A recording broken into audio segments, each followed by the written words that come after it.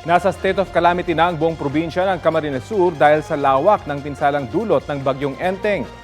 Ayon kay Camarines Sur Governor Luigi Villaferte, batay sa paunang ulat ng Provincial Disaster Risk Reduction and Management Council, mahigit 800,000 individual ang naapektuhan ng bagyo. Inaasahang makatutulong ang emergency funds dahil sa deklarasyon ng state of calamity sa rehabilitasyon ng mga apektadong lugar, pati na rin sa kabuhayan at agrikultura. Bago yan, naunang nagdeklara ng state of calamity ang Naga City kung saan nasa 12 milyong piso ang pinsala sa agrikultura dahil sa bagyong Enteng. Kapuso, alamin ang maiinit na balita. Bisitahin at mag-subscribe sa GMA Integrated News sa YouTube.